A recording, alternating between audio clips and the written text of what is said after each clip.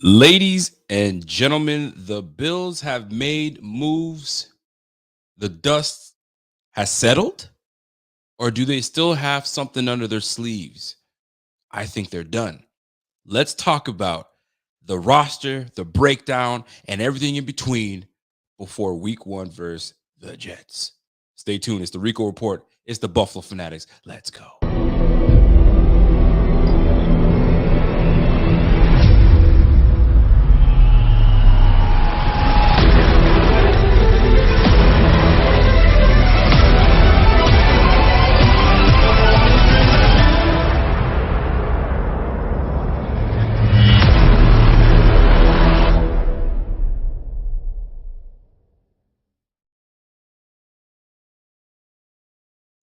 Ladies and gentlemen, welcome to another edition of the Rico Report brought to you by the Buffalo Fanatics. This is the Rico Report. I am your host, Rico, and let's go. What's up? What's happening?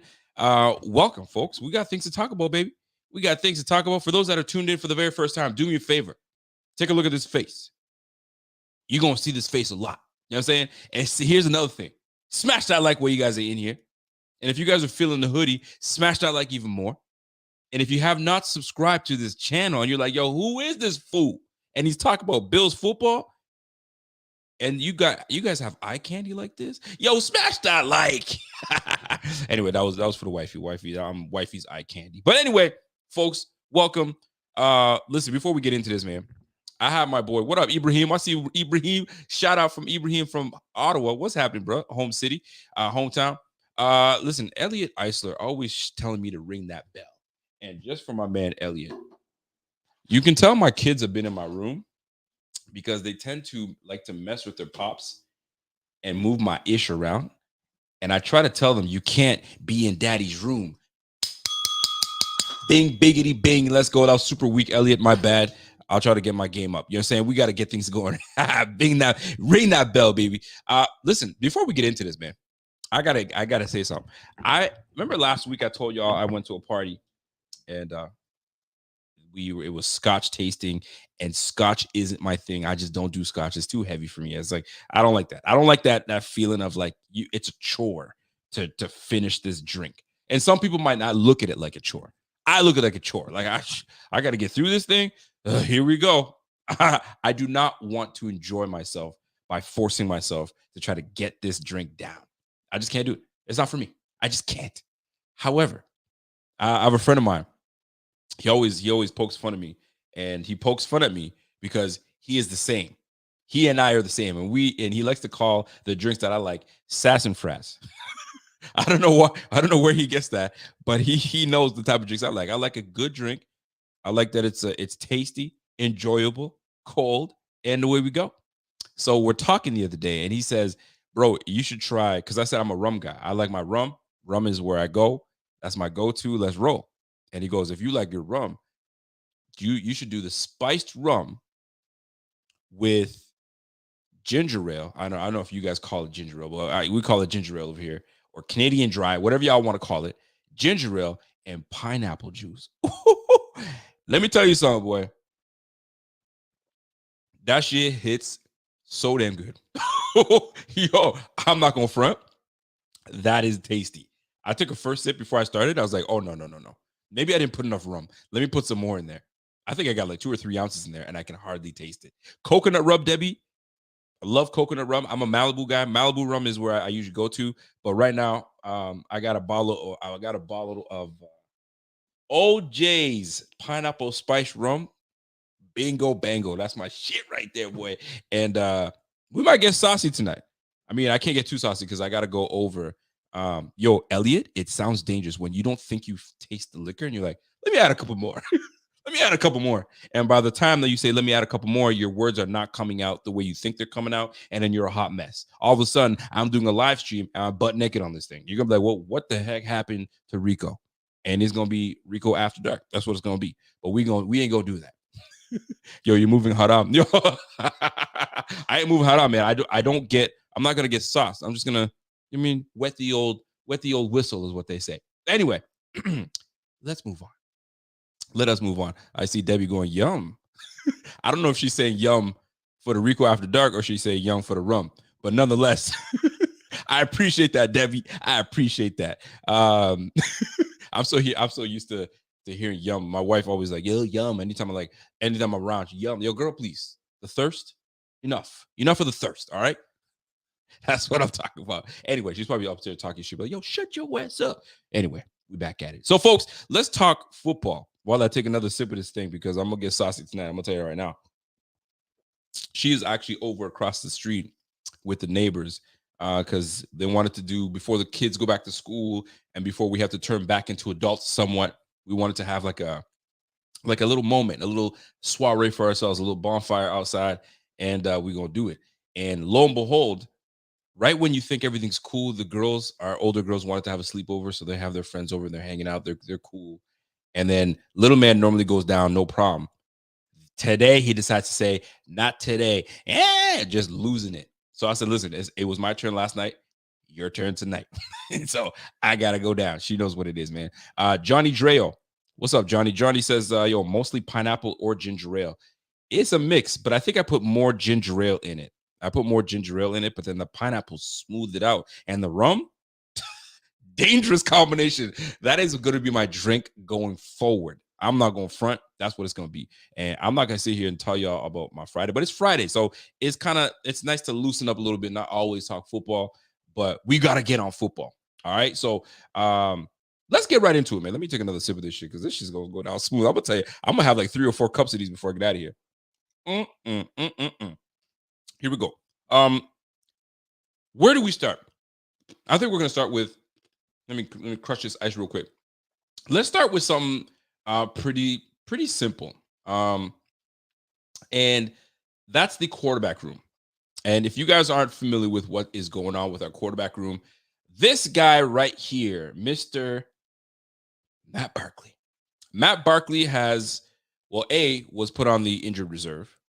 And so obviously him being put on the injured reserve, you're pretty much done for the season. Now, typically, if they're trying to make room on this practice squad, they're going to have to make a move. So what they did was they said, it's been cool. We had you on the squad last year. We brought you back on the squad. We had you. I mean, you've done your part. You've done your part with the Bills. Your friendship with Josh Allen is noted, but we're in a window where we need to be competitive. And I'm not saying Barkley ain't competitive. I'm not saying that he may not come back later on. You just never know. But they've actually settled with an injury settlement. So he is officially off the team. We said, yo, we're going to pay you out. I know you're probably going to heal, but we're going to pay you out. Thank you for your services. You can still call Josh Allen on the phone and be cool. And that's that. So that's exactly what went down. But I do, and I hope I put it up here because there was I didn't. Oh, shame on me. Shame on me. Anyway, there was a tweet that was put out there by someone by the name of Scholar. He's a quarterback by the name of Scholar. And I think did I take the screenshot? I hope I did take the screenshot. Yes, I did. And I got to get his name down pat because I got to make sure that I put it in there. So his name is Kyle Slaughter. Excuse me, Kyle Slaughter. And this has everything to do with Matt Barkley being released because he said something that I could totally see where he's coming from, right? And the rumor has always been Josh Allen gets what he wants. And by me saying Josh Allen gets what he wants, Josh Allen, pretty much if he wants a quarterback that he's friends with, he's going to be on the squad. Matt Barkley, some might say, has no business being on a roster. And I don't disrespect Matt Barkley like that. It's no disrespect whatsoever. But some might say, yo, what is he doing as a backup quarterback? He wouldn't be a backup anywhere else. And he tried being a backup somewhere else, and the results were the same. No disrespect. I don't want that to come off that way. However, most people say, well, because Josh Allen's friends with him. They're good friends. So that's why he's on the roster. In comes Kyle Allen. Kyle Allen is also known to be a friend of Josh Allen's. Not only is a friend of Josh Allen's, but him and Josh Allen work with Josh Palmer. Is it Josh Palmer? Yes, Palmer, right? And that's their quarterback guru and works with other quarterbacks. A lot of people are saying that he is the result of why Josh Allen's the way he is now, a successful quarterback, right? So Kyle Allen being on the squad is ruffling feathers with some people because, hey, is he actually good enough to be the backup quarterback? I can tell you that I can name 3 quarterbacks right now on the top of my head that I'd prefer over Kyle Allen. However, he's on the squad maybe because he's got a relationship with Josh Allen, or maybe because he's good enough and they want him on the squad. He's got a lot of time under his belt. He started with the Washington Commanders. I think he started with the Panthers as well. So he's got some starting under his belt. So we can't just poo-poo all over him. He's got some experience under center and starting, albeit not a winning quarterback. Some might say having a winning quarterback percentage means absolutely nothing. I disagree. I feel like it does mean something. But what about the defense? The defense could carry sometimes too. But you know what? Quarterback is what leads. Quarterback is what puts the points on the boards. Quarterback is what, means something. So if I have a quarterback that's 0-17, I ain't looking at that quarterback to make something happen. But if I have a quarterback that's a winner, it makes all the difference. That being said, Kyle Slaughter comes in with a banger tweet, in my opinion. And he knows it's bitter because he said it. It's a bitter tweet. I know it is. Y'all can flame me all you want. I'm going to take that. But he comes in and says, yo, by the looks of QB depths charts these days, I should have worked harder to be best friends with the starter instead of actually competing and playing well. Teams value average backup play, so the starter isn't threatened. It's a bitter take of the day, LOL.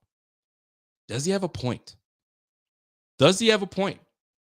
Honestly, if you think about it, because I'm looking at this whole situation saying, hold on a second. He's pretty much calling out. I mean, you can look at any situation across the league, but we cheer for the Bills. I cover the Bills. You know what I'm saying? From my little spot over here, I cover the Bills. And it could show that it's a direct shot at the Bills because Matt Barkley ain't going to threaten. I mean, normally your quarterback's not supposed to threaten your starting quarterback. But you're supposed to be still competitive enough that if your quarterback does go down, you know what I'm saying, you can manage, you can take over and try to make some things happen. None of these guys threaten the starting quarterback. And at the end of the day as well, it's their friend. So he's like, yo, I might as well, like, instead of me trying to compete and be a good dude, come on in. Come on in, girl. Instead of me trying to compete, then, you know what I'm saying, I might as well just try to be friends with the quarterback. That's the way I look at it. Wifey wants to come in and say, what's up? I was telling them about this drink right here. Whoa. Stop hiding your face behind the barcode because they're going to scan your face because they're going to want to see more of that. This is your... Speak up. They can't hear you. This is Gina. This is your drunk face? How was it putting the kid down? Horrible. He's a monster. Oh, my God. What in the world? You created that monster. No. John Dreo says, more wifey. Take your clothes off, wifey. He's joking. And she would too. No, you wearing the pants I like? Yeah. Hey, yo, she got these pants on that I'm like, every time she puts them on, I say, yo, those are my pants, boy. I like them things. By the way, we gotta give a shout out to we got a new Bing Squad member. Shout out to Daffy became a YouTube member. Bing, bing, biggity, bing. What's good? Yo, take a sip of that, by the way. It's so sweet. Dangerous. I'm gonna tell you right now, it's dangerous. Golly, yo, listen, easy, girl. We ain't trying to have more children. Chill out. So folks, appreciate, by the way, the life. I said Daffy. I don't know why I said that. The life. I appreciate that description to the squad, the Bing Squad. I appreciate that. That's love. And let's keep it bumping. Before you're going over to the neighbors. So before you go over to neighbors, do you have anything to say? Something Bills related, because like I feel like you know more about Bills than you let on. And I think that, oh, hold on. It's the D High Life. I think I'm pronouncing it right. The High Life? Oh, I see. I'm like, D High Life. Like, it's the High Life. Okay, I got you, bro. Wow. I appreciate that. I'm like, listen, maybe this is getting to me. Maybe. D High Life. Just anyway. A little. Yeah, just a little bit. Yo, salute to my man, the High Life, man. You live in the High Life when you come join the Buffalo Fanatics. But anyway, Kim Betts says, Rico, you definitely married out of your league. Get the heck out of yourself. Right? She married out of her league. She needs to get it right. Listen, I'm a catch boy. Excuse me. I've had 4 people. I feel like. Yo, no, you fine, girl. I know. You fine. I know. Listen, no. You think I'm gonna get together with some? I'm much better when I'm showered. You think I'm gonna get together with a scrub? No. I don't do no scrub. No scrubs over here. You know what I mean? Yeah. Anyway. But anyway, do you have any Bills stuff related before you get out here? Because I don't want to make this about us. So, like, we could do this, I'm but allowing you to have September 11th. I have it written in could my you imagine? calendar. She tried it with that September 11th nonsense. I think I might put the clip up. You tried it. Think we could do lunch for September 11th, girl? Better go sit on a cactus somewhere. Anyway, Sit on something. Bills related, girl. You got some Bills related? I like the Buffalo D. And you're done. Okay, sorry. And she's done. Sign off. Sign off, girl.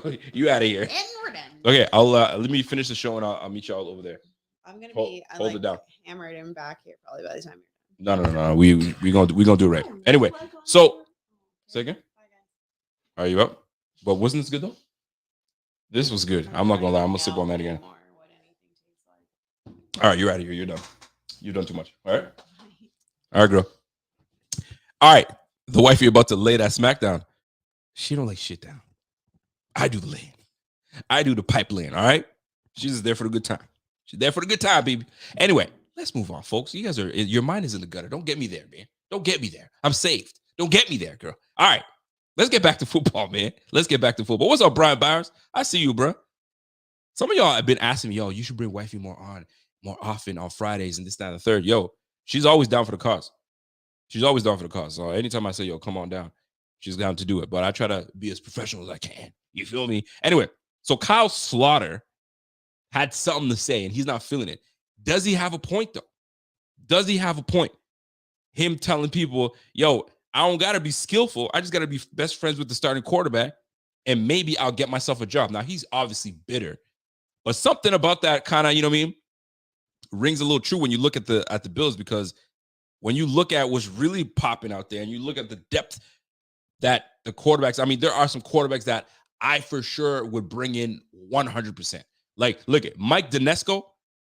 You already got it. Mike Dinesco comes in. He goes, listen, Carson Wentz, Cam Newton, Marcus Mariota, he's already taken. Malik Cunningham, he went back to the practice squad, I believe. Jacoby Brissett, I would take him 1,000% as my backup quarterback.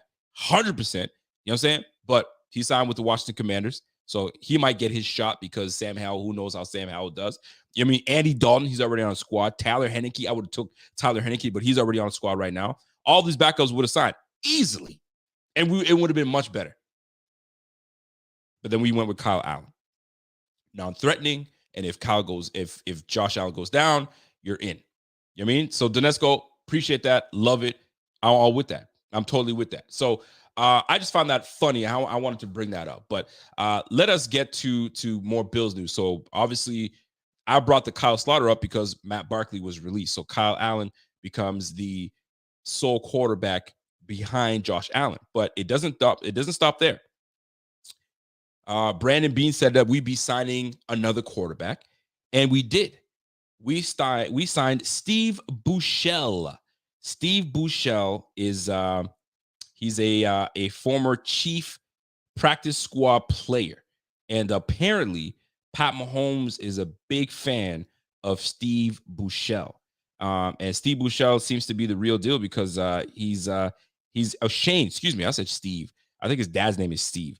Shane Buechele, because I was reading up on Shane Buechele, and his dad, Steve Buechele, played baseball, guess what, with Mr. John Elway. So that's what I got those two mixed up. But here's the deal, man.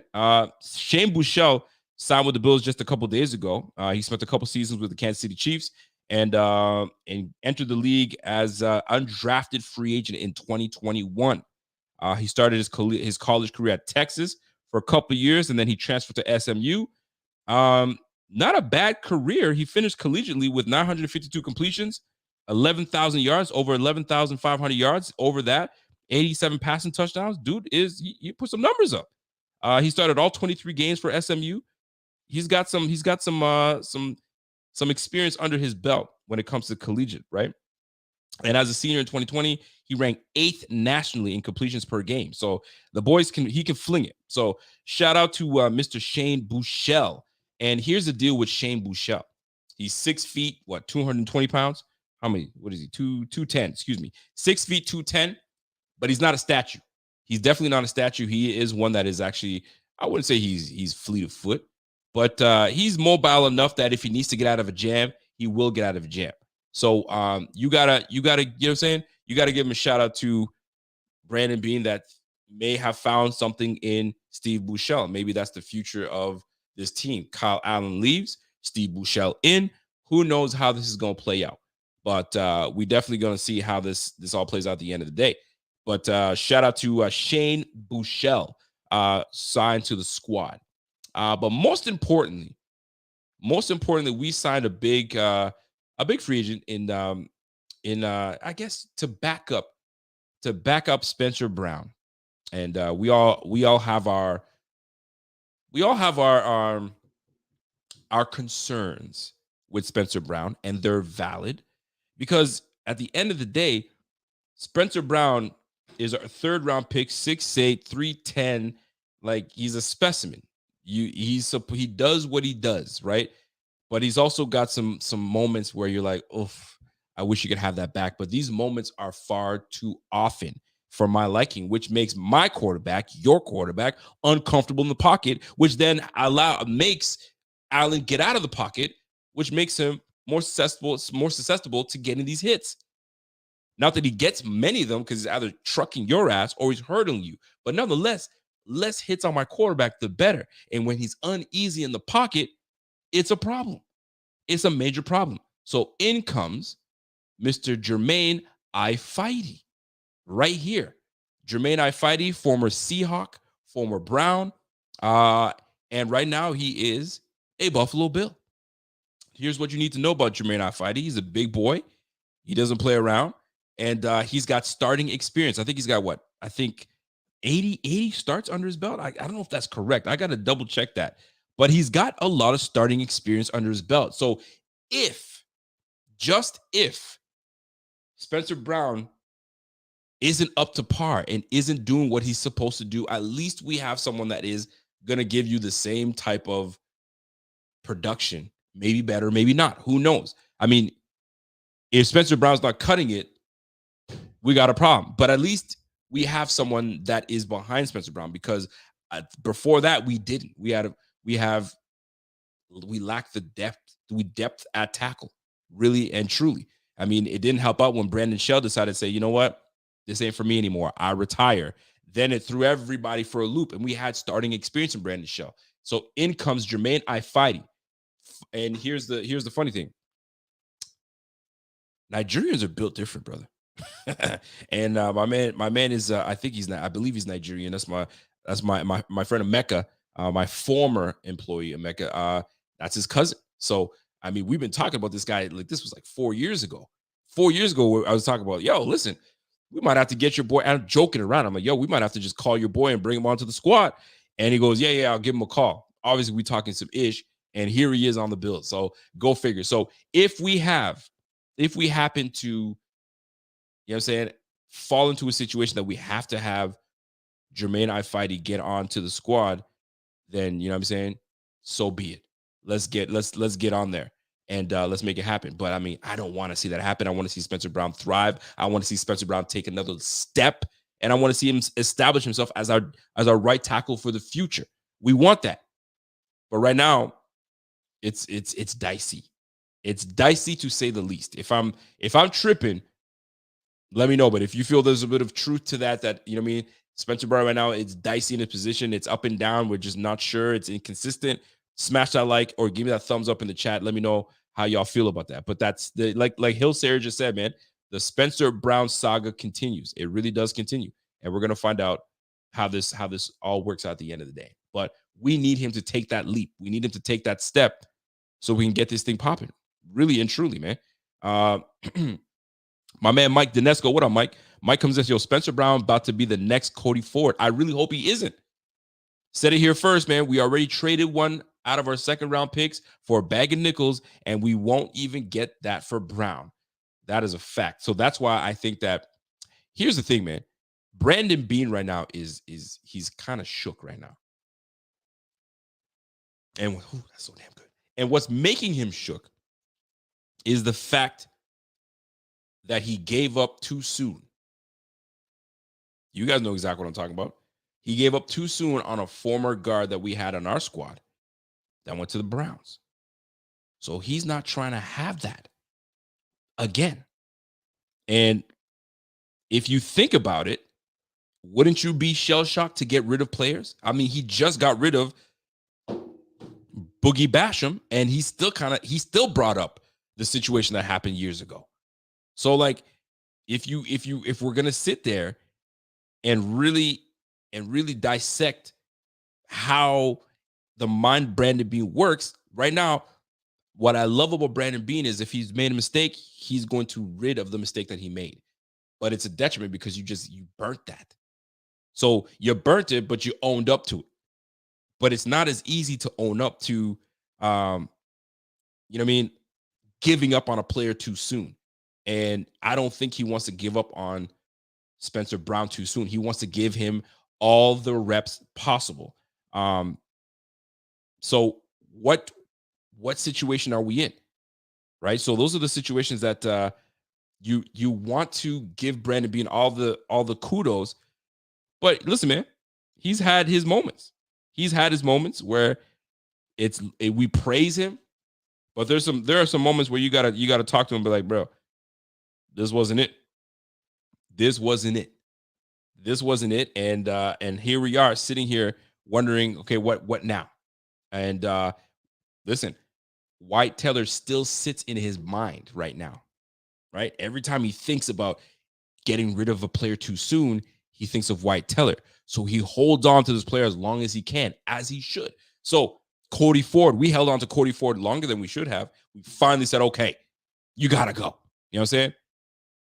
Kyler, listen, Spencer Brown, you got to show us something because this is year 3. Year 4, he's going to have to make a decision. Do we keep this or do we bring somebody else in? So, but White Teller's always going to be that. Boogie Basham, he's got 2 years left on his contract. He's going to the Giants. What if he becomes the guy that we thought he would become? And Brandon Beane is going to sit there and be like, it's going to rack his brain. But it's too late. You made the decision. You had to. You had no choice.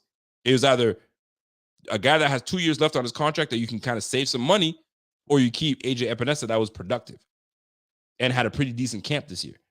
You had to make that move. But I'm telling you right now, every decision he makes on a rookie and has to make a move and has to make a decision, Wyatt Teller comes up in Brandon Beane's mind and he's got PTSD. Like, if I get rid of him, what if he becomes an all-pro? I'm gonna hear about it by these Bills fans. And Bills fans rightfully let him know every single time. Y'all got rid of Wyatt Teller too soon. And Brandon Beane admits it. He did get rid of him too soon. Right? Look at Ed Oliver. I'm not saying Ed Oliver's a bum because he's not a bum whatsoever. But I think that we could say that we expected more out of Ed Oliver.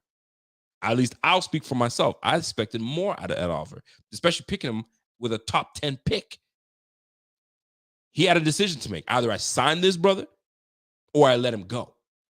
Or I don't bring him on his 5th-year contract and all that good stuff, right? So let's just say he did not. Ed Oliver goes somewhere else. It's going to haunt Brandon Beane because if he comes in and he's a top 10, you know what I'm saying, defensive tackle, and he's getting 8 to 10 to 12 sacks a year, he's gonna be like, why did I let him go when I had a chance to? This is the fight that a GM has to go through every time they got to make a decision on potential draft picks. Now, one thing that kind of irks me, I'm gonna say it because I don't give a damn. One thing that kind of irks me, and I see you, William White. I'm gonna get on that very shortly. One thing that kind of irks me is the defense that people are giving Brandon Beane, and he should be, don't get me wrong, but it irks me a little bit as well when they tell me, yeah, but look at all the draft picks that he's drafted that are getting poached from other teams. That should tell you that he's doing really well because his draft picks are good enough. They're being poached by other squads. You're absolutely right. They are getting poached by other squads. And hitting on a late draft pick is amazing because you get your value for it. But then they get poached by other teams. And we're praising him for it. I'd rather him hit on 1st round, 2nd round, 3rd round, 4th round than him hit on 5th, 6th, and 7th and then getting poached somewhere else. We don't have these guys' services anymore. They're gone. I'd rather him hit on the early rounds. But the beauty of Brandon Beane is he's got the eye for late round draft picks. Problem is, they're not going to make the squad because they're going to get poached somewhere else, and we just have the depth for it. It's a tough gig. It's a tough gig. It irks me because they praise him for that part, but then we let it go, but we let it go that he's missed on a lot of second round draft picks. I'm gonna keep it a buck, right? He's had to move on from Zay Jones. He's had to move on from Boogie. He's had to move on from Cody Ford. He's had to move on from third round pick. What do you call the buddy we just traded to Zach Moss? Like, he's got some hits, but he's got some misses. You know what I mean? But that's the beauty of being a GM. You got some good days and you got some bad days. You know what I'm saying? But I still ride for Brandon Beane. No matter what, I fuck with Brandon Beane. That's my guy. And it's not love. It's always gonna be love. It's never not gonna be love, but you gotta call it what it is, man. You got some misses on your belt. You got some misses under your belt, but that's the ups and downs of being a GM. You know what I'm saying? You take your hits, you take your losses. By the way, William on YT, what's up, man? I appreciate that super chat of $10. I appreciate that very much. So he comes in and says, Bills play the Bucks October 26th, and the trade deadline is October 31st. Is Brandon Beane, Big Baller Beane, already on the phone for Mike Evans? Listen, it sounds great. Don't get me wrong. It sounds great. But Mike Evans is trying to get paid with his current team. And he wants to get paid in the sum of like 3 years, 80 mil. We got to make a decision on Gabe Davis, our very own Gabe Davis. We got to make a decision on a few guys on the squad. So to trade for Mike Evans when we're trying to, you know what I'm saying, work things out, I don't know if that'll work. You know what I'm saying? And I saw that on YouTube. YouTube. I saw that on Twitter. I saw that possibility, but I just don't think that works. I don't think that happens for us. I don't think that materializes for us, right? If we were going to make something happen on any superstar, it would have been DeAndre Hopkins on a cheaper deal, in my opinion. So you're going to pay Mike Evans $3 and $80? I don't know, bro. I don't think it's going to happen, brother. I don't think it's going to happen. But anyway, that's it. I mean, it is a topic of conversation, but I don't think the Bills will be in that conversation. I think they're going to just ride with who they have. And I look forward to it, right? Mike Evans, and this is coming from a man, Bills Bets and Beer, says, Mike Evans costs too much for his age. We have young talent to keep on this team to stay relevant enough to have a chance for a Super Bowl run. And we absolutely do. And our window is open as heck. It's going to stay open. And we want to stay competitive, but we also want to get younger. You know what I'm saying? Don't forget, man, we got some guys that are getting up in age now. We got a left tackle that's going to be 30 soon. We got a center that's 31, 32. You feel me? We got a receiver that's going to be 31, 32 by the time his career is done, 33. By the time his career is, you know what I'm saying, his contract is up. So we got to start getting younger. You know what I'm saying? So to bring in another aging guy, maybe is that the move that gets us over the top? If you really think about it, is it? Because that's what it is. If you're going to bring somebody, it's because that's the piece you need to get you over the top. Is the piece we need on the offensive side of the ball, or is the piece we need to get us over the top on the defensive side of the ball? Some could argue the piece we need needs to be on the defensive side of the ball. But I digress. Like my man Pierre says, he says Gabe Davis is going to be nuclear. He got the C for a reason.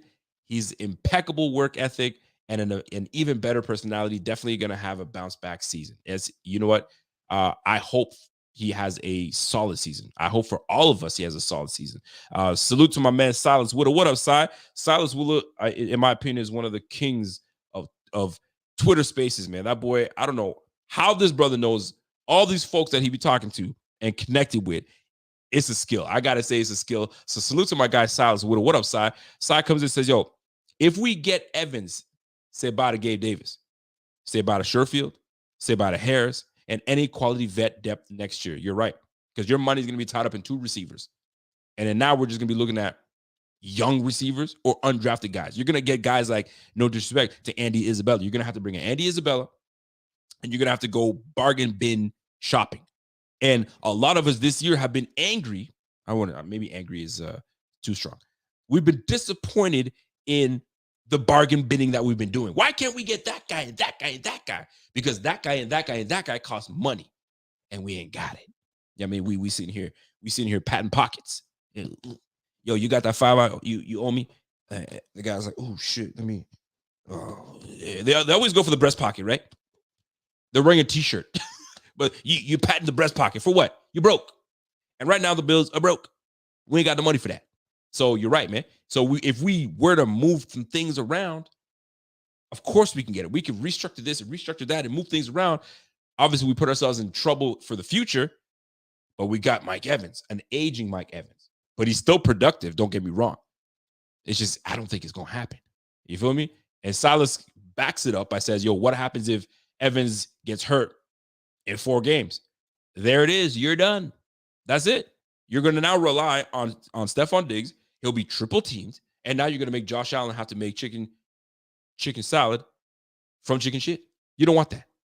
You know what I'm saying? We want a nice salad. I don't eat salads, but we want a nice salad. You feel me? So salute to my man, Silas Woodle, coming through and bring that up, because you could ask for Mike Evans all you want. It ain't going to happen, folks. Sorry, but it ain't going to happen. What's up, B. Sully? I see you, bro. B. Sully says, yo, I'm not tagging you on Twitter no more. That outrage was crazy last week. Bro, yo, let me tell you something, man. My man, B. Sully, salute to my man, B. Sully. B. Sully tagged me. He tagged me in, honestly, a tweet that was pretty innocent, to be honest with you. And B. Sully tagged me in this thing. I want to try to pull it up because they had me, Twitter be making you fight people for no reason, man. I just want to have a good time on Twitter. But like, fam, these people just want to fight for no reason. Like, just fight for no reason. What you want to fight for, man? Yo, go hang out with your lady somewhere. Get your get your rocks off and then come back and be more mellow and relaxed. Like I tell you, man, these people are on edge, just on Twitter, just going crazy, bro. Just settle down, man. It ain't that serious, bro. It ain't that serious. But my man B. Sully, he came in. Let me try to find B. Sully's tweet. I can't find that tweet, bro. I'm trying to find it, bro. But I can't find it. But anyway, B. Sully tagged me in some shit. Something to do with Josh Allen. And I said, I don't disagree with it. I mean, I see a little bit of some truth to it. Boy, did the people upset with me. They were not happy. And I'm sitting here trying to justify myself and trying to explain myself. And one fool just wouldn't have it. He was like, but. I was like, fam, like, you arguing with yourself, my guy. You're arguing with yourself. I don't know what to tell you. And B. Sully, I'm trying to look for the tweet right now, and I want to read it because I'm not giving you full justice on what it is, but I can't find it, and I don't want to make these people, wait it out. But if you have it, send it to me so I can read it. If you give me just remind me what it was, and I can get into it. But yo, listen, I'll never delete my tweets. I'm gonna stand on it, and if you got a problem with it, then you arguing with yourself, bro. You arguing with yourself. All right. I got another super chat coming in from my man RC3 says, yo, we have more than enough firepower on this team right now. I'm with it, man. Wait until we really start getting fluid and everybody starts knowing their role, because that's what it comes down to. And Brian Barnes, I'm gonna leave that up for just a quick second, but I'm gonna get to it. In any team, if you ever played any sport, in any team or any activity, even if you play pickup basketball, you play pickup soccer, you play flag football, once you establish your roles on your team, bro, you've heard it before where you're like, yo, this team just has it, man. Everyone knows their role. Everybody knows their responsibility. Everybody just is locked in. It's because everybody, if they know what their responsibilities are and they hone in on the responsibilities and they know what they're supposed to do. It's when everybody's all in a mess. There's no cohesiveness. There's no leadership. You know what I mean? When you lack the leadership, you lack, guys that stand up and say something, that's when it's a whole mess. You ain't going to go nowhere. But once everybody knows their damn role, things get better. You know what I'm saying? Things get better. Don't even stress, bro. My man Brian Barrett says, yo, Twitter is the number one place for toxicity and fake tough guys. Boy, is it ever. Is it ever. People just out there just bumping gums, man. Just chill out, man. Just have a good time, bro. Just have a good time. Yo, out of all the Bills content creators out there, I got no issues with none of y'all. None of y'all, man. And a lot of times, Bills content creators are pretty chill with one another. There's probably just one or two that's out there. But like, yo, as for me personally, yo, I love all y'all. I ain't got no problems with none of y'all, fam. Honest to goodness, man. I'm going to collab with anybody. Yo, you bring good vibes. We got good vibes, baby. But none of this toxic bullshit, man. I ain't got no time for that, baby. Anyway, but yeah, man, James, I see James coming in with a comment. He goes, yo, the reason Bengals manhandle us is because it's a lot of soft guys on this team, and some of them are still on this team. Well, soft guys on this team, you gotta be more, you know what I'm saying? You gotta explain more when you say soft guys on this team. You know what I'm saying? Then I can get what you're saying. But Mike Dinesco, you said it right here, and you're pretty much lamenting what I'm saying. Wait until we really unleash the dog and Dalton Kincaid. Defense is about to be shook. And this is what I'm saying. Wait till guys find their role. Wait till Sherfield finds his role. Wait till Deontay Hardy finds his role. Once Deontay Hardy finds his role alongside with Kincaid, things will open up. And then we'll start being the team that we're supposed to be. Believe me when I tell you that. But it's going to take some time. It's going to take some time, man. And by the way, anytime that I hear the word soft, the only thing that ever comes to my mind is Kobe Bryant. When Kobe Bryant was calling some cats, yo, you soft, bro. You soft. Bro, you can't get away from that. And if anybody calls you soft, I mean, you got to prove that you ain't soft, bro. Unless you soft, then you ain't going to say anything.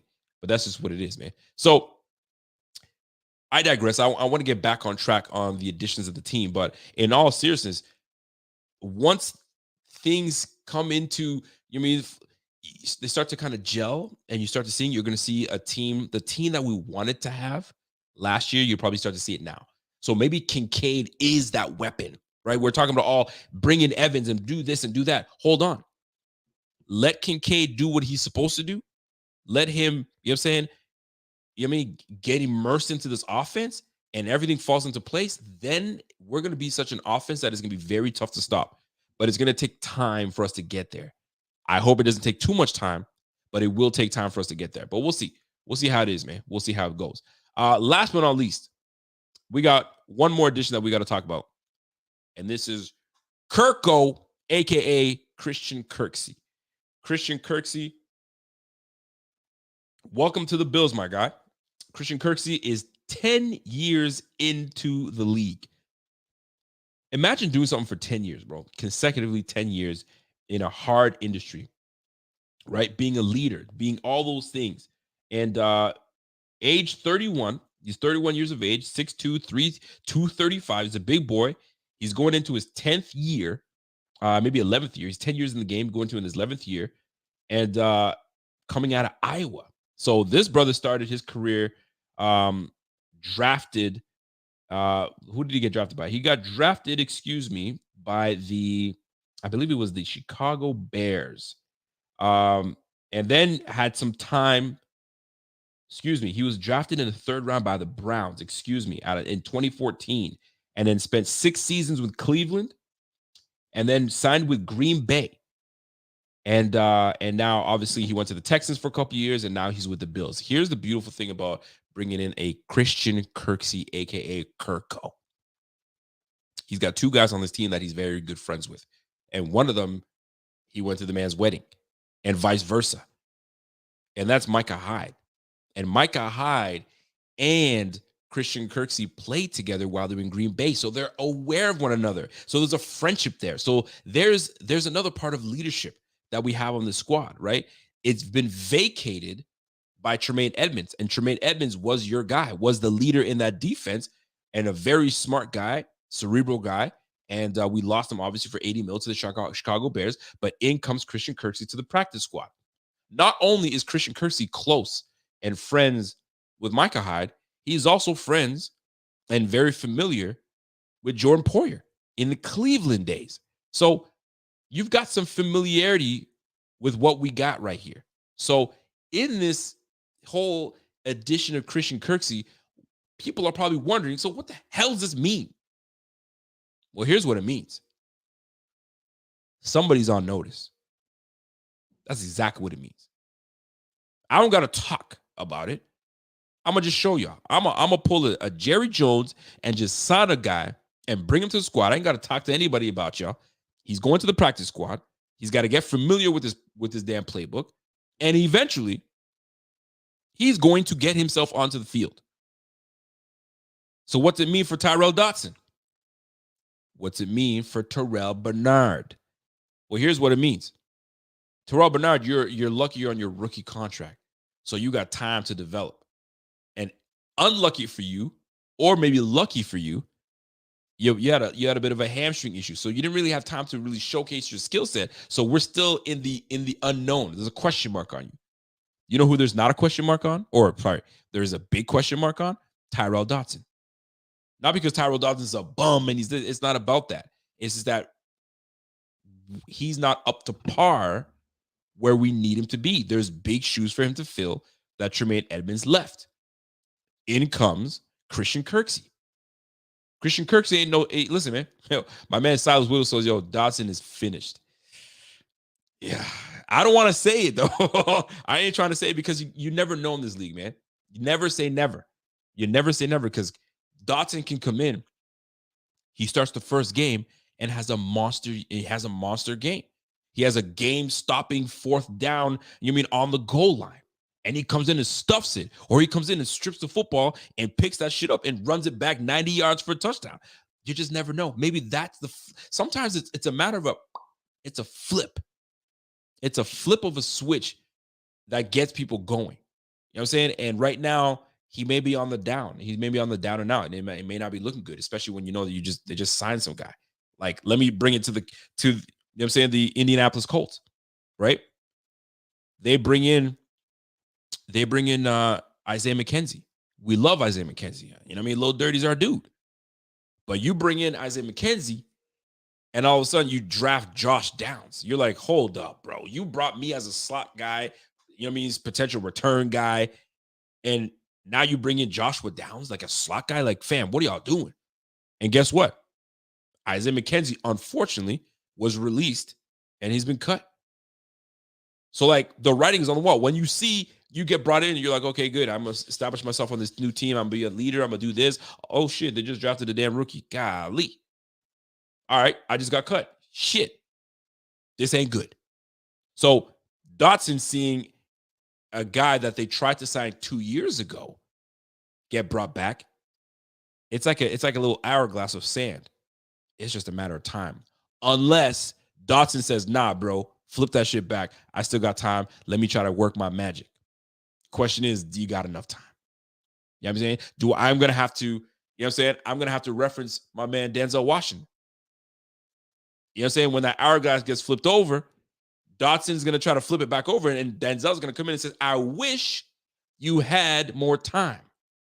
Because the spot just your shot just, and I'm a reference Emmitt Smith, your spot just got blowed up because Christian Kirksey just got signed to the squad. And it's just a matter of time until he gets the process down and he gets in. And he's got 2 guys vouching for him that are starters. You got Micah Hyde and you got Jordan Poyer. That's going to be like, yo, this guy's a baller. Former 3rd-round pick. No, he got it. Now, defensively, he ain't sideline to sideline. He's not that guy. I'm going to tell you right now. He ain't that guy, pal. He's not that guy. But what he is, he's a leader. I looked up, if you have a chance, go to YouTube and look up his mic'd up. I can go up and look for his highlights and do that stuff. It's cool. But I want to see it mic'd up. I want to see how he communicates. I want to see, what he's like with his teammates. And I'm going to tell you right now, they loved him. They liked him. And it was a surprise cut for the Texans. They didn't think that they're going to, let him go. Now, if you're a true Texan, you'll be like, no, but we got some young guys on this team that are ready to go. It was time for him to go. At 31 years of age, you got to go. It's time. We got to get these young guys up, which is totally understandable. But I'm going to tell you this, man. He ain't there for no reason. They're going to get him on the field one way or another. So you're going to have him and you're going to have Matt Milano together. We're going to find out what's good, man. We're gonna find out very shortly. Silas Whittle, what up, Silas? Side comes this, yo, Bernard was a miss by Beane. Damn, Side, yo, you hitting too much right now, bro. You hitting too much. You need to chill out, man. You need to chill out, bro. I'm trying to keep it a buck and keep it, you know what I'm saying? You know the vibes. You know what I'm trying to do. But golly, man, you ain't lying. You ain't lying. Bernard was a miss by Beane. Leo Chanel was there, and we let him go to KC. Bernard was getting handled in the loss to the Jets last year. Oof. Yo, listen, I can't even take away from that. Now, that was last year. I want to flip it to the bright side. That was last year. Hopefully, you know what I'm saying? There's some room where they find packages for him. Because to me, I think he's a package linebacker. I don't think he's one of those guys that you can put on 3 downs and let's go. And obviously, we don't have that defense for him to be there 3 downs because we got Taylor Rapp that's going to be coming in. We got Teron Johnson that's going to be on the field a lot. So we're not going to see a lot of Terrell Bernard. Now, when you bring in a guy like Christian Kirksey that's got he's got the experience in that position, he's got experience in the league, and he can play. Dude had a better statistical season than Tremaine Edmonds last year. And you see what happened. So we may not fall off too far. But the fact of the matter is this. We brought in Christian Kirksey. Everybody's on notice that plays that position. So Terrell Bernard, you're on notice. And so, unfortunately, is Tyrel Dodson. The writing is on the wall. Now, what the hell it says on the wall, it's up to you. You know what I'm saying? It's up to you. You can, if it's a dry erase board, you can wipe that shit off and say, yo, clean slate, let me just jump in there. But don't let them take that permanent marker and start writing on that thing because it's a wrap. You know what I'm saying? But Silas, I see you, bro. I see you, bro. I see what you're trying to do, brother. I see what you're trying to do, man. I got a super chat coming from M. What up, M? M says, yo, let's go, baby. I've been watching for a while. Love you, fanatics. Just came in, so you don't know if you talked about it yet, but Benford is a dog. Excited for him to ball and grow. Let me tell you something, man. I love Benford. I'm a fan of Benford. And I think Benford, you just said it. Benford has a dog in him. Benford has that dog in him. And I think that Benford, with more reps under his belt, with more confidence, he's gonna make that shit work, man. Let me get a sip of this thing, man. I gotta get another cup. So Benford is a dog, and I'm not gonna slide on that. Salute to my man M. And you give him the opportunity, and truthfully, I actually hope he gets the start. And that's not shade on Dane Jackson. It's not shade on Dane Jackson. But I'd like to see 47 get on the field and actually, ball out and do what he does. Because I think he's just the right fit for this team. We're primarily a zone team. So he will be in his elements. He can play man-to-man. I don't see an issue with it. And I'll tell you this. I think it's easier for a player to transition from a zone player to a man-to-man player. And I hope I'm explaining it right. If you're a sole man-to-man player, to go and become a zone player, it's not as easy as you think. You just don't cover. You've got to have instincts. You've got to know where to put yourself. You got to know how to bait, because you got to make it seem like you're doing something else, and then you drop into your zone and deceive the quarterback. That's your job when you're playing corner. Anybody can play cover 3. Yo, get to your thirds and move back. But hold on now. You don't just get to your thirds. You can kind of mask a little bit. The elites will do that. I'll tell you this, man. I know Asante Samuel's got a lot of shade. Like a couple months ago, he was just burying himself. He's still a damn good corner. He's a damn good corner, and he's a great corner. And there were things that he used to do where he'd make it look like he's playing man and turn his back to the quarterback and then turn his back right into his zone position, pop, and he's got himself an interception. He's got quite a bit of interceptions in his career. Now, him putting himself on Darrell Revis's, level and so on and so forth. Nah, you should have just chilled and said, I'm a very good corner, because he is. Asante Samuels is a great corner, and he had great anticipation. So Benford already knows where to be in zone. He's got anticipation. He's got awareness to know where to be. He can actually, move himself into being and work on being a corner, a man-to-man corner. Every corner has to do it. You got to do it. You did it when you're doing Pop Warner, for crying out loud, all the way up collegiately. But when you get into the NFL, it's a little more intricate. So in my opinion, I think he might be the better suited corner to be the starter. Now, Dane Jackson ain't no slouch either. Dane Jackson, He just knows where to be. He knows where to be. He knows he's just got he's where the ball is. So you can't hate on that. The only problem I have with Dane Jackson is this mother effer doesn't know when to turn his head around. You know what I'm saying? And if you've played ball in your lifetime, when the ball is in the air, you know what everybody else is screaming? Ball! Ball! That means the ball is in the air, son. So it's not like nobody's telling you ball's in the air. Turn your mother effing head around. Now, easy for me to say, right? I'm the one watching TV and he's the one on the field doing it. But there are those that do it naturally, and there are those that just can't, they just don't quite get there.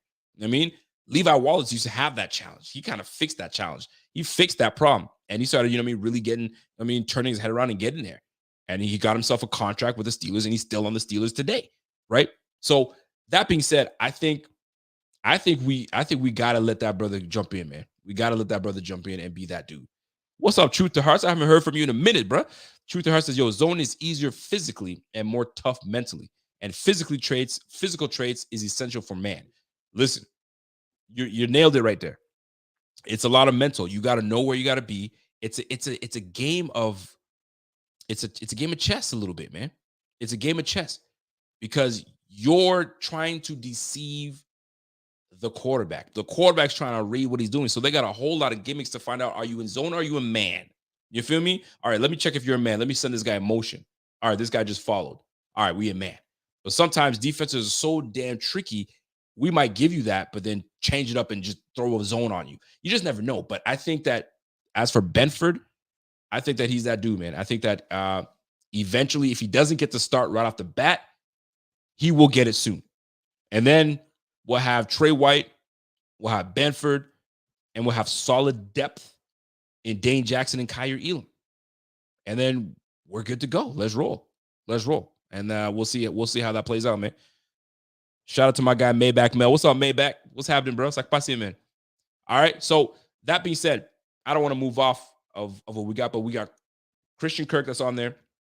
And I'll say this. I'm going to end this on Christian Kirk. The one thing that I do love about what we have in Christian Kirk, let me fill my ice up because I need to pop myself another drink. The one thing I do like about Christian Kirk is he's a captain.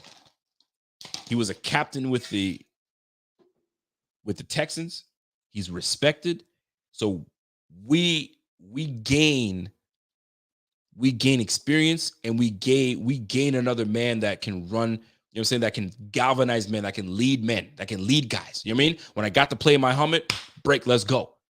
And that's what we needed, right? That green dot, that's for him. So right now, at the moment, Tyrel Dodson's got the green dot, I think.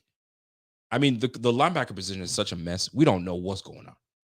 So in comes Christian Kirk. So we'll see how it goes. By the way, salute to my man, Freddie J. Salute for that super chat. I appreciate that, man. You guys don't know how, listen, man, let me just jump in right now. You guys have no idea how that makes me feel when you guys just to support, knowing that, you mean the time that's put in and all that good stuff. And just to say, let's roll. You feel me? That's love. I appreciate that, Freddie J. Salute to you, man. And y'all never got to do these super chats, man. But when you do, I appreciate it very much so, because it's your hard-earned money. And you throwing some hard-earned money, throw my way. So much love, much appreciated. Let's roll. So before I move on to the next topic, I got a question coming in from Bills Bets and Beers. It says, yo, Rico, do you think Elam ever plays up to the potential the team saw in him? It's too soon to tell, man. He's in year 2. He didn't have a horrible year last year. He didn't have a horrible year. He made plays last year, truth be told. Does he have room to improve? 1,000%. Are his improvements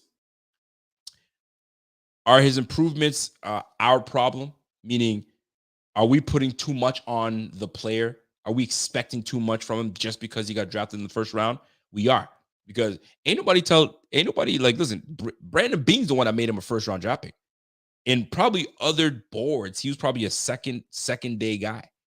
You know what I'm saying? He's probably a second day guy, second round guy, maybe third round guy, right? But we went up and grabbed him. We went up and traded for him and put him in the first slot. So it's not him. It's on us. We thought that he was a first round talent. Does he still have potential to be? Yes. Is it easy for us to run impatient? 1,000%. But right now, listen, man, he's 2 years in. Maybe year 3, maybe year 4, he starts to put it together, and he's that dude. The one thing that you don't want to do is get rid of him too soon, because you get rid of him too soon, the nightmare becomes, what if he turns into, what if he becomes that? And right now, that's what Beane is fighting with. You get rid of someone too soon, you got yourself a Wyatt Teller situation. I don't think he wants that. So it's too soon to get rid of him. Elam is a good kid, and I can say that now because I find it weird. I'm older, but I find myself saying, talking with these, young cats. Like, and I have a daughter, she's 20. So I'm like, and most people are like, what? You got a daughter? She's 20? Yeah, I do. And like, yo, she's a good kid, man. And I'm talking about her friends and her guy friends. Oh, yeah, he's a good kid. I was like, holy fuck, I'm getting up there. And I'm talking about these NFL players as a good kid. Rookie kid, he's 24 years old. Man, he's a good kid. Yeah, he's a good kid. I guess I'm there. I'm the old man talking about good kid.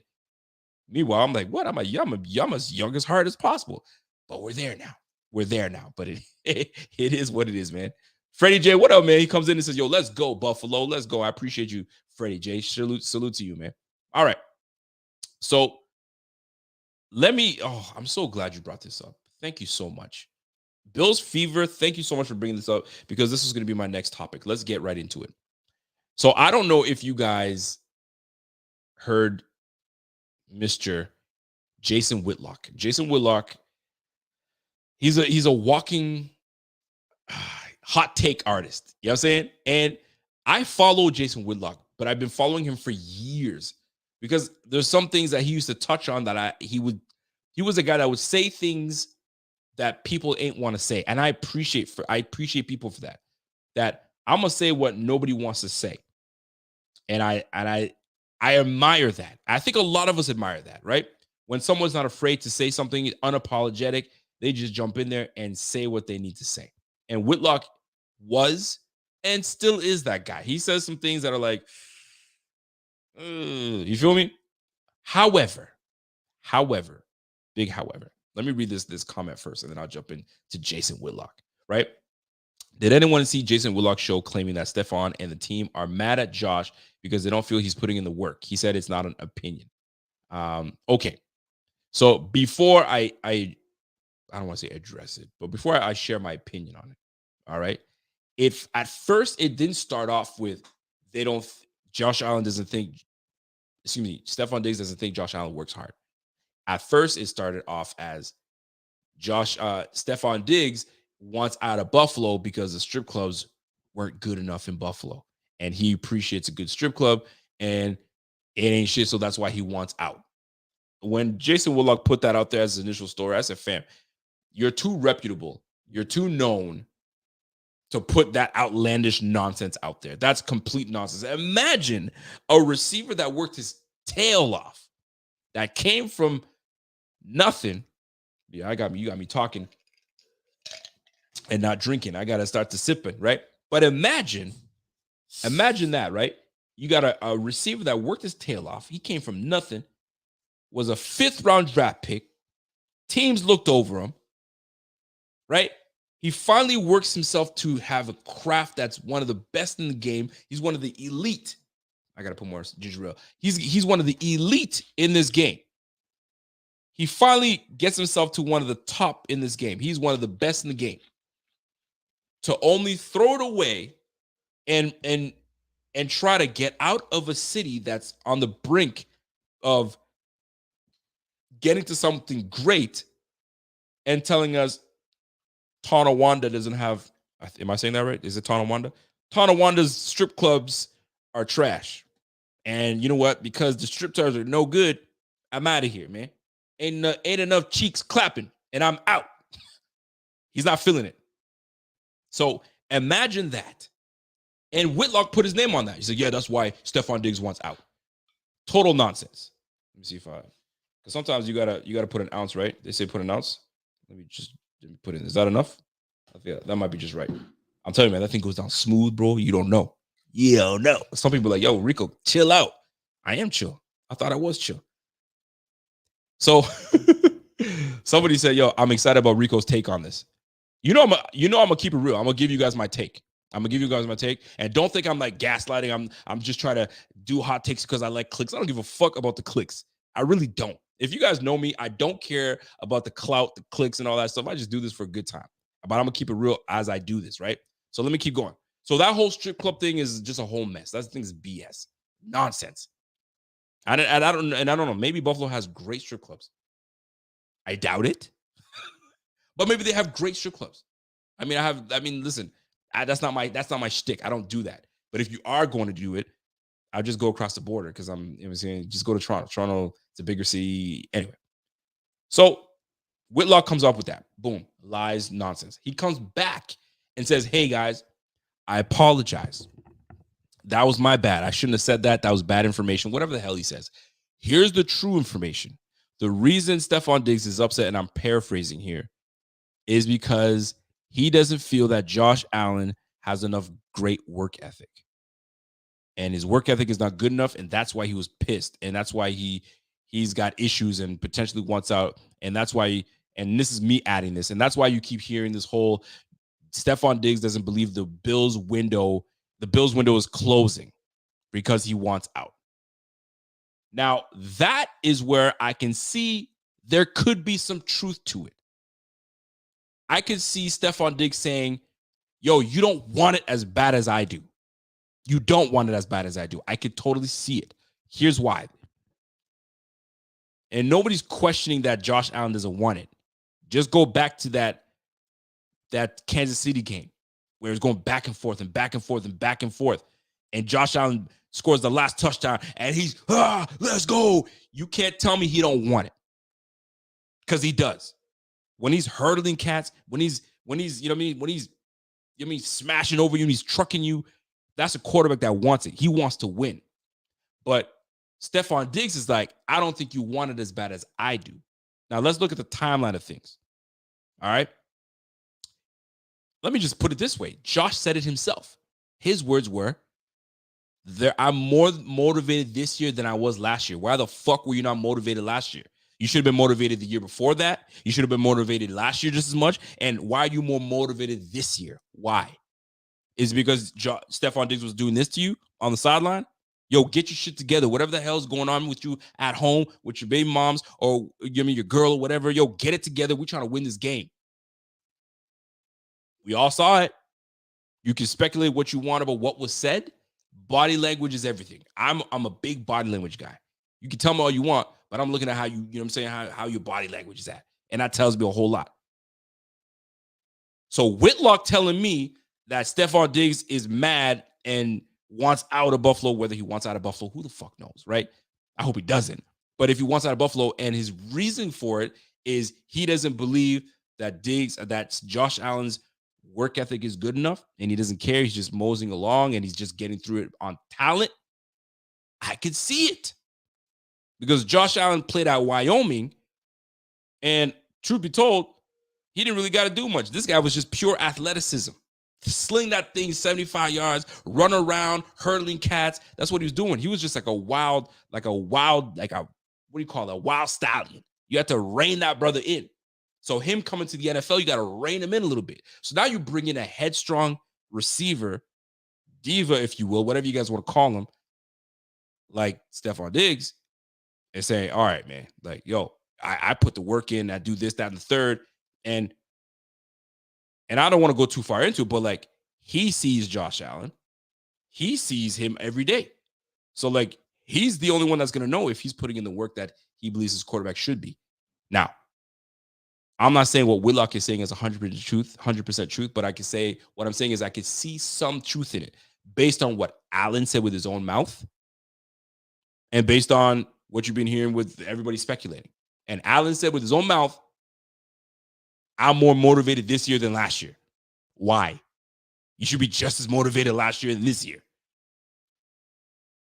So I'll let y'all do what you do. So Whitlock is full of shit sometimes when some of the stuff he says is just like outlandish.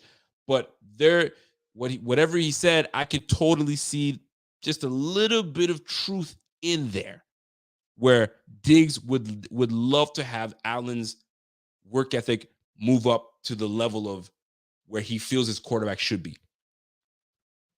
Right? So It's called maturing. And somebody got mad at me when I said like he's got to mature in this, that, and third. I think that was the thing that B Sully got me mixed up in with Josh Allen. I said, yo, Josh Allen's gonna mature. He's 26, 27. He's got to get to the level of the Tom Brady's. He's got to get to the levels of the Drew Breeses. Those guys, I'm bringing those guys' names because these guys are the guys that with time matured and they knew what work needed to be put in. When you're young, you know what I'm saying? You still trying to get used to all this fame. And look at Allen now. He's in all these commercials. Even I'm in Canada. I'm seeing these commercials. And I don't even got cable.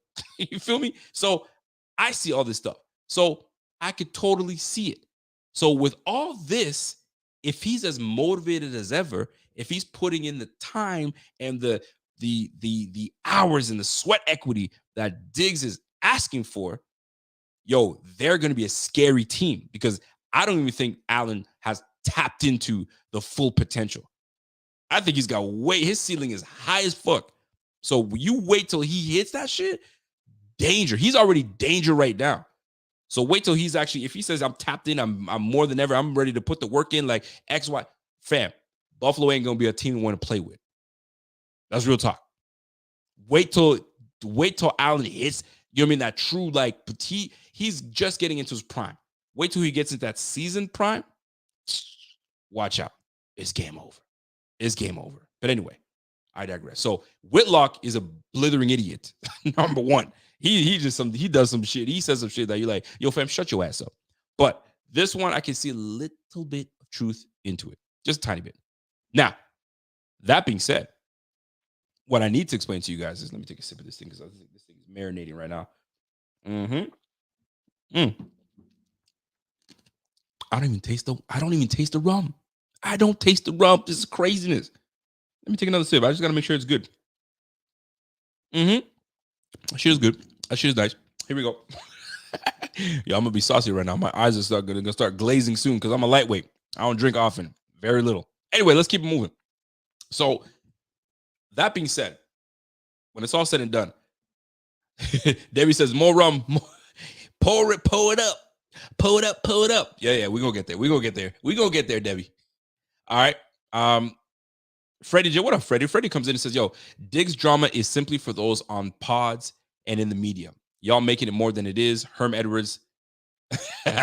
Herm Edwards this bitch up, man. We play to win the game. I get it, Freddie J. I get it. I do get it.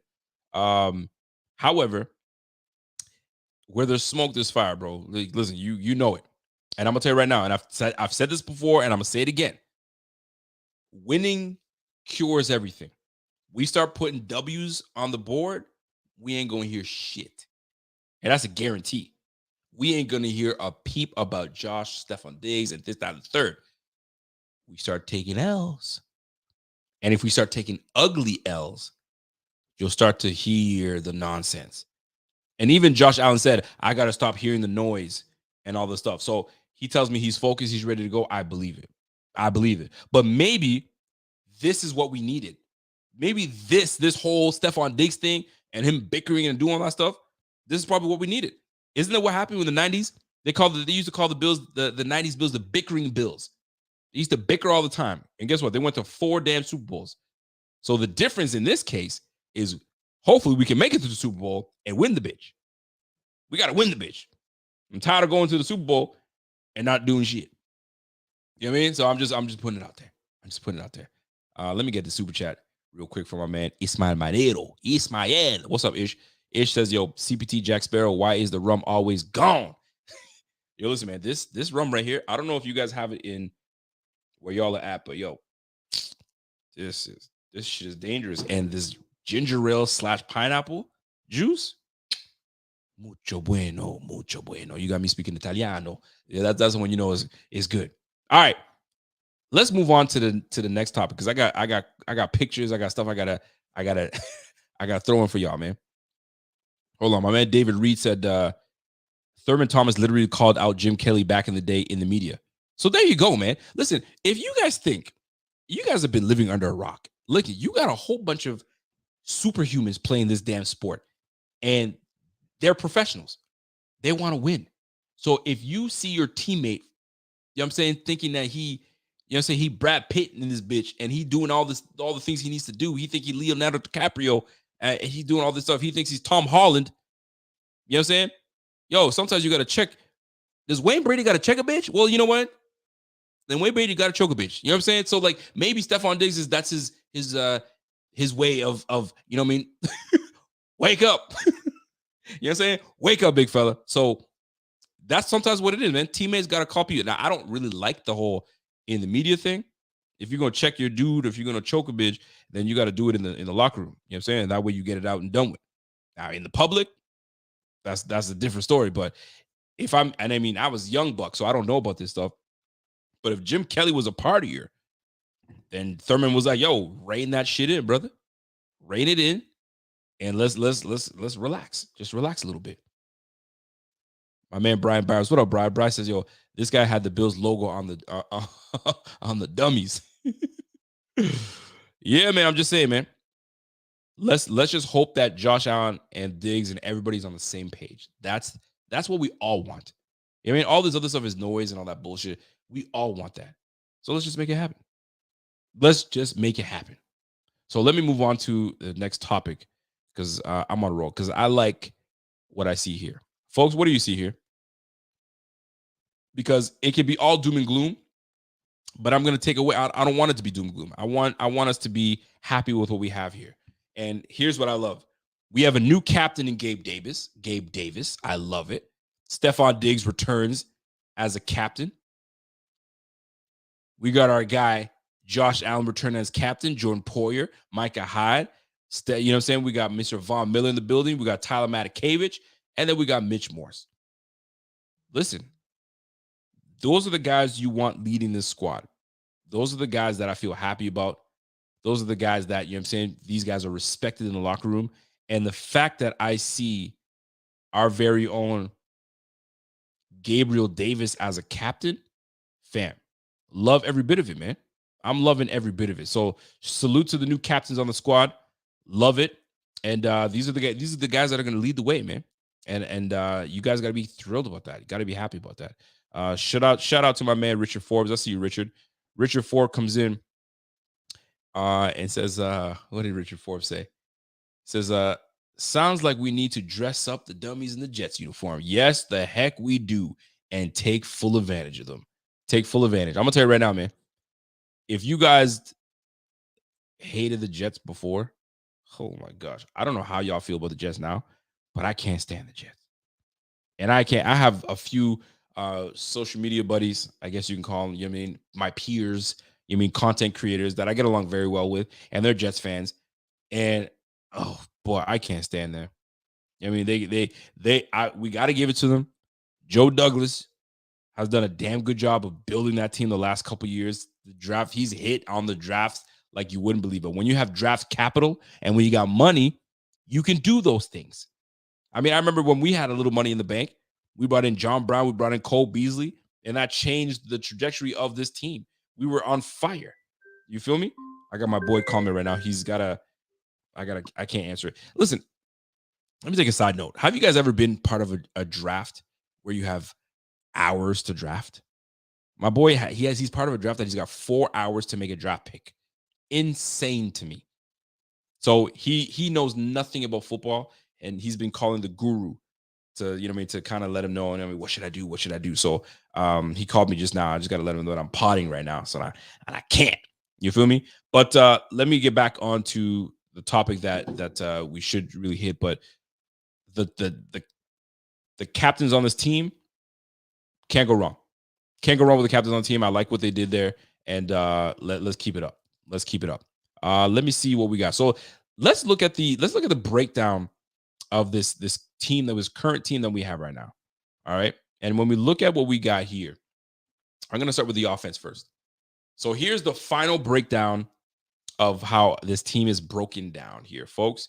And you'll notice the lineman that we kept. So obviously we got Josh. We got the Allen brothers. I hate to even say that's cornball, but we got the Allen brothers at quarterback.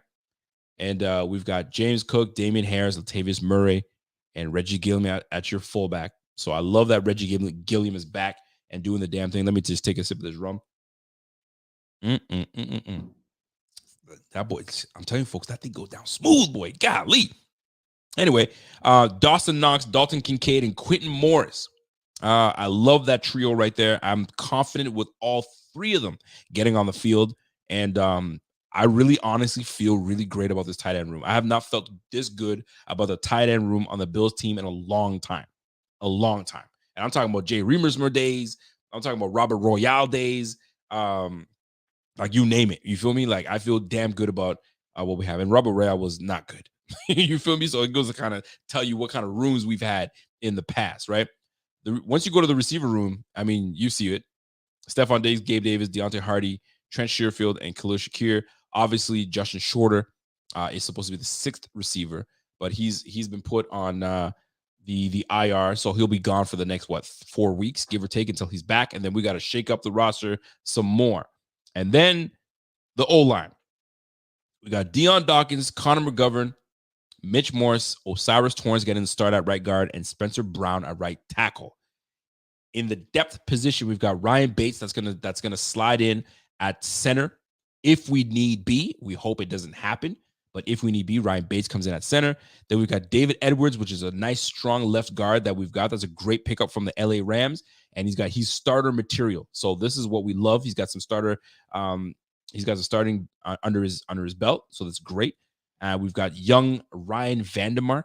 That's really made an impression. Alec Anderson has made a great impression on this team.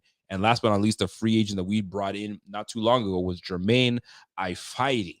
All right. So shout out to the offense. That's our squad as of right now. I'm happy about it. Let's go to the defensive side of the ball. But look, take a look here before we go. How many linemen is that? We got what? You got your 5 linemen, 6, 7, 8, 9, 10 linemen on the squad. We got 10 linemen on the squad. We used to run with just 9. 9 was the number that we ran with, like 9 or 10, give or take. And I think that 10th one is when we decided to bring Justin Shorter back for special teams purposes. I think we make a move, you know what I'm saying, with one of these guys on the squad. We'll see. Maybe on the defensive side of the ball, we'll see how that plays out. All right. Let's go to the defense, folks. Let's see what we got on the defensive side of the ball. So you got Tre'Davious White. You've got Dane Jackson as your corner. We got Kyer Elam, Christian Benford, Teron Johnson, Saron Neal, and Cam Lewis. I'm really glad to see Cam Lewis make this squad. I think that he's versatile enough to play a little bit of safety, versatile enough to play some corner, and he can play nickel. He can play all DB spots. That's what you want. That's what a McDermott defender is supposed to do. So I'm loving everything that we see here. We've got Jordan Poyer, Micah Hyde, Taylor Rapp, and Damar Hamlin. And that's what we got there. And Von Miller, obviously, on the pup. Then we got Greg Rousseau, Leonard Fournette, AJ Epinesa, Shaq Lawson makes the squad. Kingsley Jonathan. Shout out to my man, Kingsley Jonathan. Ed Oliver, Daquan Jones, Tim Settle, Jordan Phillips, and Poona Ford. That's a strong defensive front. Love every bit of that. And last but not least, the linebacker room. Matt Milano, Tyrel Dodson, Terrell Bernard, Dorian Williams, and Tyler Matakevich. So you'll notice that there's 5 linebackers there. Sometimes we run with 6. So Christian Kirksey becomes that 6th linebacker when he's ready to be added to the 53-man roster. We'll then make our moves that we need to, and then we'll go from there. Now, special teams, obviously, you guys already know what it is. I don't really got to go through the special teams, but you already get it. And then here we are, man. Here's the breakdown. So we've got 10 O linemen. We got 10 D linemen. Obviously, that's the brunt of, that's you win the games in the trenches. That's where you win the games. You win the games in the trenches. So you've got 2 quarterbacks, 4 running backs. You've got 5 receivers. That's going to change as well. And then you got your 1 kicker, your 1 punter, and your long snapper in Mr. Ferguson. All right. So that is that. All right. So, folks, I got one last topic to hit tonight. And it's one that's quite interesting, if you ask me. And I need your thoughts on this one. All right. So let me click it and I'll read it to you guys. All right. So JPA football, shout out to JPA football. I fuck with them. Those guys are legit. And they came out with a tweet and said, as soon as Damar Hamlin steps on the field in the regular season, he becomes a lock to win the comeback player of the year. How do y'all feel about that? That's my question. How do you guys feel about that? Yo, did I say Leonard Fournette?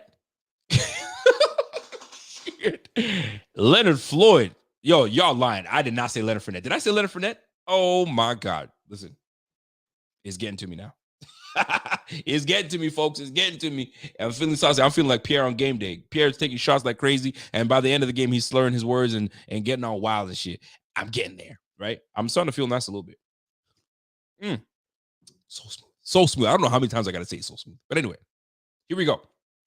So he's a lock to win comeback player of the year. Do you guys agree? Do you guys agree?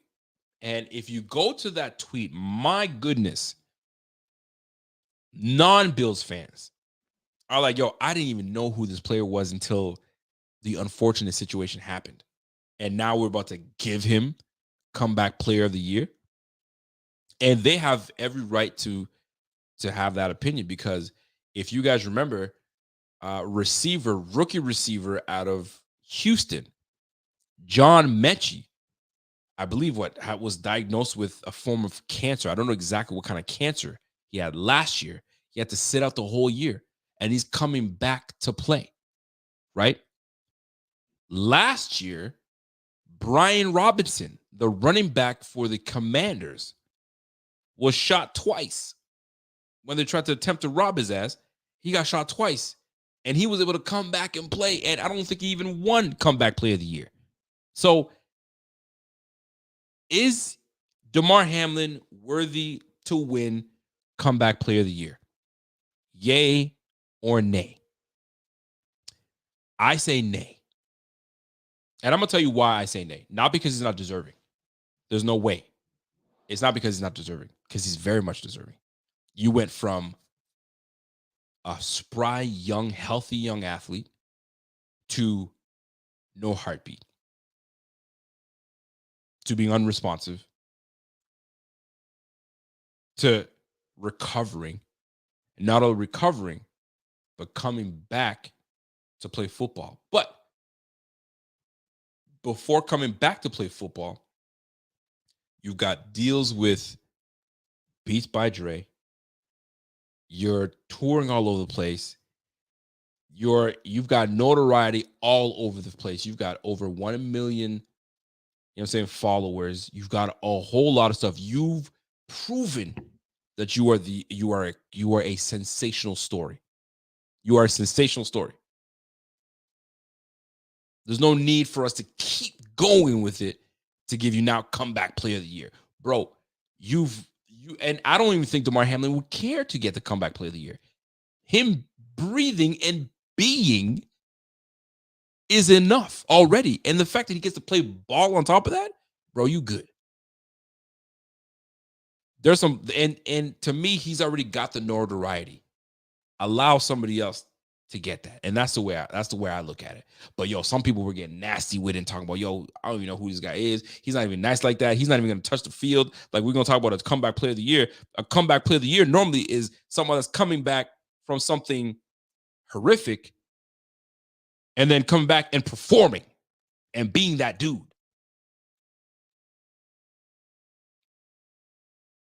Damar Hamlin's the fourth safety on the squad. He's going to play. He's going to be on special teams. He's going to be in some certain packages. But to give him the comeback player of the year, now you got to give it to someone that actually performs and comes in and is one of the top players in the league. So if John Mechie comes back and he's a great receiver, comeback player of the year, because now he's come back from such tragedy to, to play and play at a high level. To me, you don't give somebody the comeback player of the year just because he went through something tragic and he's just being. And I'm telling you right now, this is no disrespect whatsoever, but the comeback player of the year goes to someone that went through something, got shot up, pop, you know what I'm saying? He was 25 cent and came back and was balling. And Brian Robinson came back and was doing well. And he's gonna be the starting running back for his team. He's better than Antonio Gibson. He's gonna be that dude. So this year, I don't know who's going to be part of it, but I bet you John Mechie is going to be part of that. And I'm getting you, John Mechie was a top draft pick. He was a top prospect. So if he comes in and does well, I mean, it should potentially go to him. But to even put Damar Hamlin's name in this discussion is wrong. I don't think it should be, unless he's much better than Jordan Poyer, or Jordan Poyer, or somebody gets hurt and he gets into a role that they find him in and he starts to really do his thing. No, it's just not. It's not getting it. It's not. I'm not giving that to him. And no disrespect, I'm just not. Unless he performs. He gives me 6 interceptions. He's got over 100 tackles, and but it's not going to happen because he's a depth player. But don't get me wrong. Him being here is a blessing on its own. My goodness. And I'm telling you, he'll tell you that himself. And that's what I love about his story. But to give him the comeback player of the year just because he steps on the field, no, I'm not doing it. By the way, Sarah Christine says, yo, is he risking getting shot again by stepping onto the field, Rico? I don't know if you're trying to be a smartass, Sarah Christine. I don't know if it's in my system. I'm trying to read that. Are you talking about Brian Robinson? Are you trying to be smart, like saying, like, is he trying to get shot again? You are being a smartass. Let me get on your ass. You are being a smartass, Sarah Christine, and I appreciate you. But you're being a smartass. And no, Brian Robinson's not risking getting shot, but he could have lost his life and he recovered to get back on the field and be a top player. He could easily come back this year. I mean, it's too late because he came back last year. But to give you an example, he could have came back last year and ran for 1,000 yards and 8 touchdowns and really came back from his injury. Nah, I'm not gonna let you play me like that. Now, could Damar Hamlin come in and unfortunately fall into a situation like that again? Apparently, the odds of that happening are very rare, and he happened to be one of them. But we'll see. Now, I hope am I reading that right? It sounds like you give me a little sass.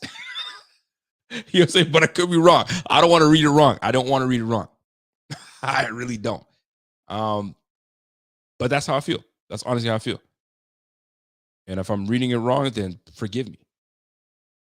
She said she's saying he can reoccur. It's not the same comp as Robinson. Right. But the comeback player has to perform. That's the point of a comeback player. They've come back from a tragedy and they're performing. They can't just come back just to be on a roster. Well, come back. You came back. Okay. Perform. You've got to perform for you to be the comeback player. Like usually when someone comes back from something, it's because they've come back from something and they do well.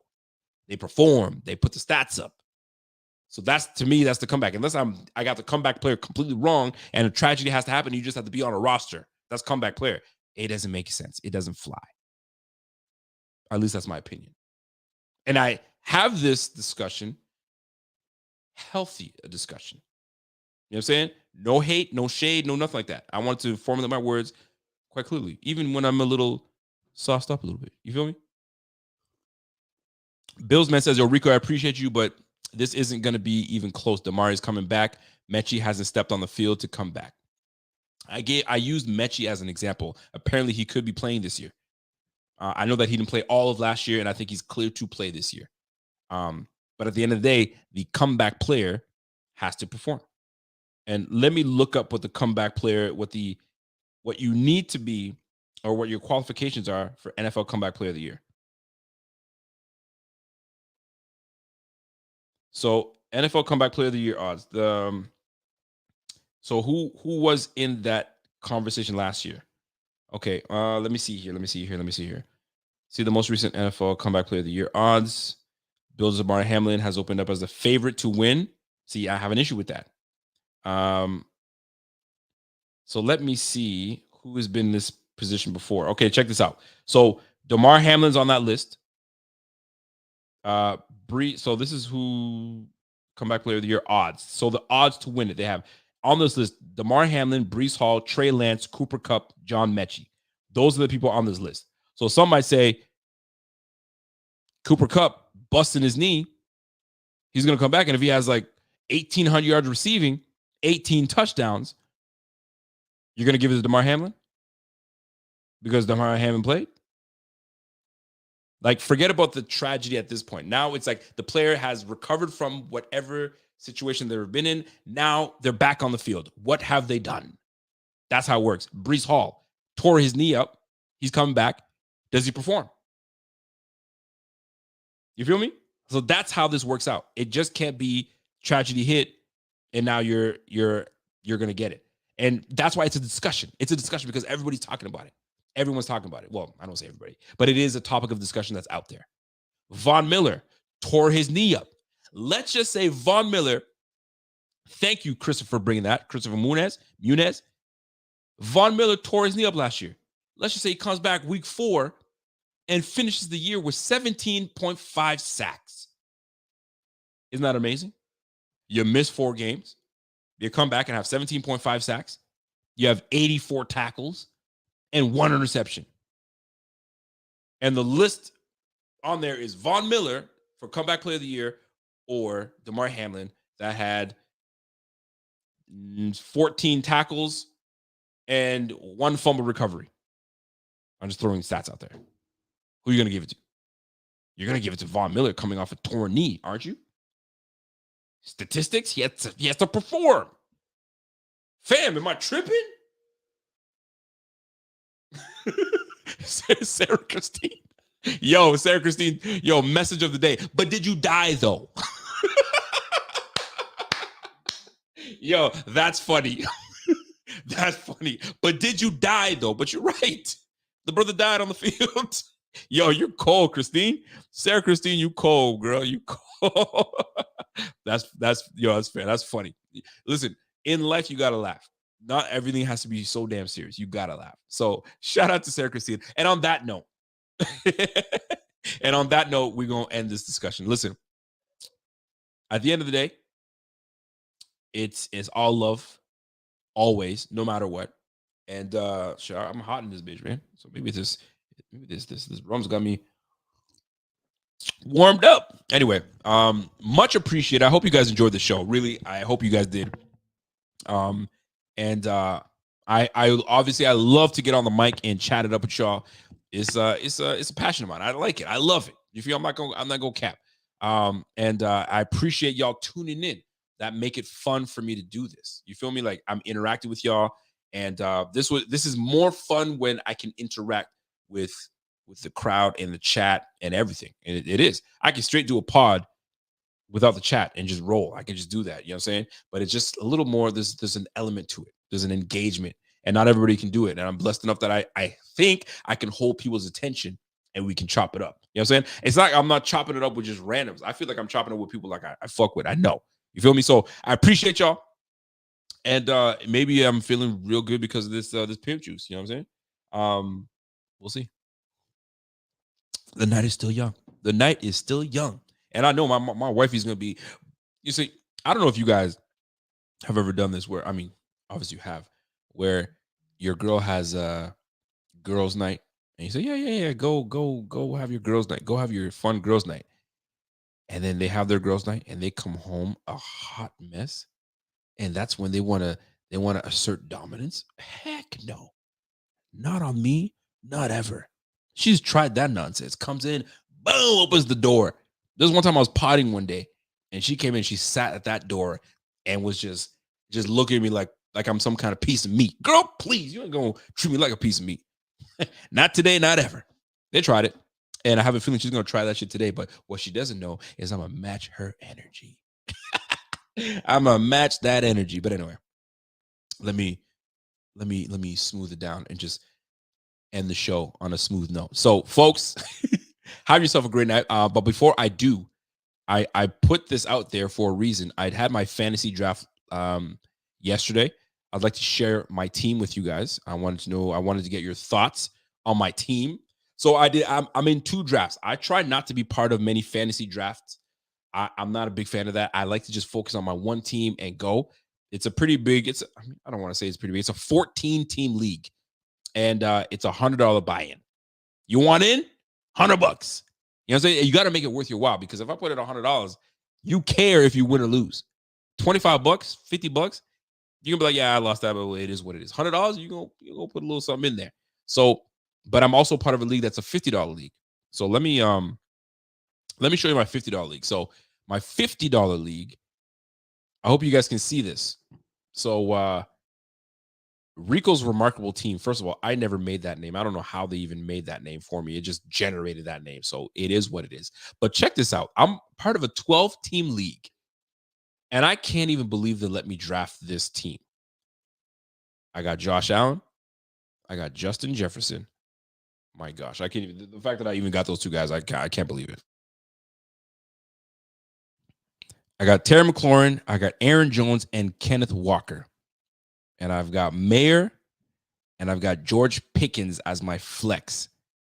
So my bench. On my bench, I've got Khalil Herbert. I can't believe they let me let Khalil Herbert. I got Odell Beckham and I got Zay Flowers. I had to listen, when they let me get Odell and I saw Zay Flowers too, I was like, I'm picking up Zay Flowers and on top of that. Then I got Raheem Mostert. Then I got Rasheed Rice from the KC Chiefs.